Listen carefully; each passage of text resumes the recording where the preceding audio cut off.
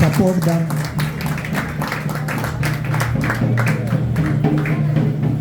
ഇപ്പോൾ ശ്രീഭൂതബലി നടന്നുകൊണ്ടിരിക്കുകയാണ്.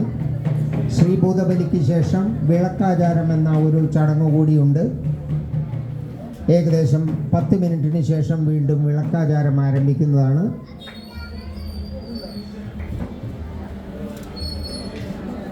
अभी भगवान का मंदिर का परिक्रमा हो रहा है, दैट इज श्री भूतबली. इसके बाद में फिर विलकाचारम करके और एक कार्यक्रम होता है उत्सव के साथ में.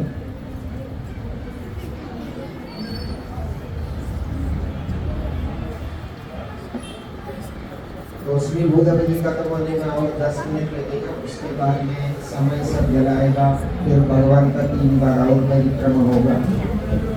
तो करीब और पौना घंटा लग जाएगा. अगर कोई व्यक्ति को जल्दी जाना है तो उनको ये स्टेप चढ़ के ऊपर हॉल में जाके नीचे उतर के खाना खा सकता है. फिर से खाना होने के बाद वापस आके बैठ सकता.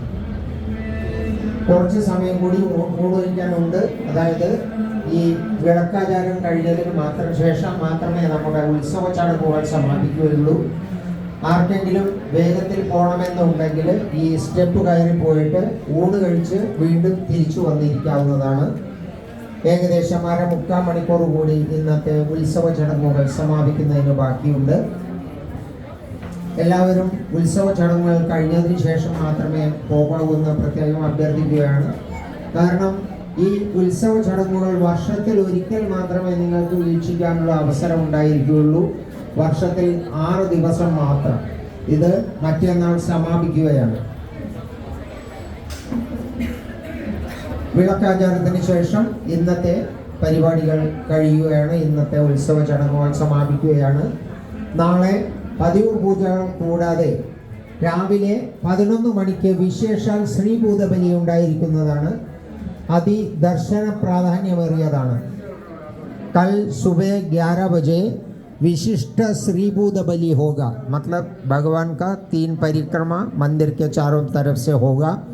ये अति महत्व होता है, बहुत ऑस्पिशियस होता है, देखने का लायक है. इसलिए कल 11 बजे सुबह 11 बजे सभी भक्त लोग आइए, ये श्रीभूत बलि में भाग लीजिए. നാളെ വൈകുന്നേരം ദീപാരാധന, അതിനുശേഷം അത്താഴ പൂജ. അത്താഴ പൂജയ്ക്ക് ശേഷം അടുത്തുള്ള ഹനുമാൻ ക്ഷേത്രത്തിൽ നിന്ന് പള്ളിവേട്ട ഘോഷയാത്ര ഉണ്ടായിരിക്കും.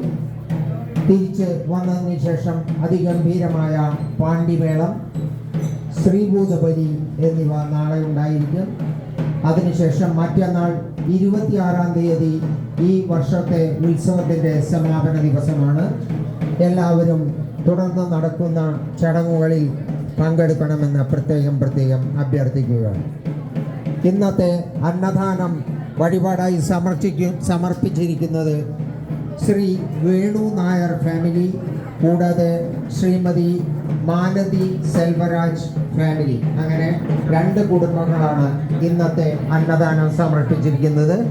आज का अन्नदान समर्पण किया है श्री वेणु नायर परिवार और श्रीमती मालती सेल्वराज परिवार.